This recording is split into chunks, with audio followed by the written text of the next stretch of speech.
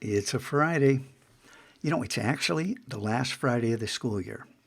I know next Friday's a faculty work day, and I think you guys are supposed to report. As far as I'm concerned, we're done when school ends on Thursday at 11:20. That's when school ends. My grades are finalized then. It's too late to ask for a raise after that. You want to ask for a raise? I've already told you what to do. And if you don't understand, we'll go back a week and look at those videos. But on this Friday, and you know I always ask you to do something to make the world a better place, I'm going to be specific this time. How you can make the world a better place, what you can do, specific actions that are totally within your power. Fridays for Future was started because of this graph. Not necessarily this particular graph, but this data. This data is the CO2 concentration in the atmosphere over the last 800,000 years.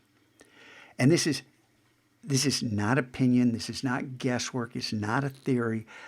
This is data. And if you want to know how they collected it and how they're sure, well, I'm going to give you links where you can begin your search to discover just how and why this is important. Now, carbon dioxide is a greenhouse gas. It traps heat in the atmosphere.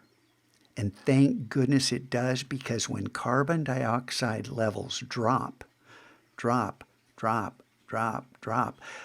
we have ice ages. That's bad. We need carbon dioxide.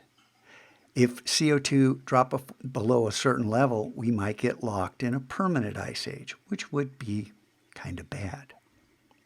On the contrary, these peaks that are naturally occurring, there's no man-made effect in any of this. This is just how our planet lives, breathes, evolves, changes, adapts, how it lives. And over the last 800,000 years, 300 parts per million of carbon dioxide was recorded. That's the highest level before recent times. Now, I have masked off this last little speck because how do you chart 100 years in a chart that has 800,000 years? You know, 1,000 years would be kind of hard. That'd be just a sliver right next to it. Well, there's the last 100 years. This is where I was born, right here. It's 1955, right there. There is nothing natural about this rise in CO2. This is not politics. This is not theory. This is black and white, irrefutable evidence. And you might say, well, what happened the last time CO2 was this high? Because it certainly hasn't been this high before, right? Well, here's where doing something to make the world a better place comes in.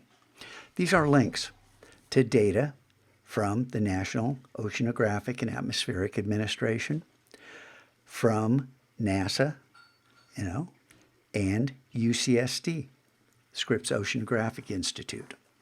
And you might say, what's the Keeling curve? Well, click, find out. Educate yourself. None of this is political. All of this is data. It's science. We know the speed of gravity. We measure things. These are measurements. This article does venture into scientific estimates because, let's face it, we can't measure things 10 million years ago, or at least it's very difficult. There's a cool article recently about the impact of the meteor that hit the Earth 65 million years ago, and the remarkable data scientists have just collected, a woman who led the team. But that's for another time. For right now, this weekend, what I want you to do to make the world a better place is educate yourself. and then advocate to raise your grade by doing the work necessary. You got it? All right, you guys. I love you.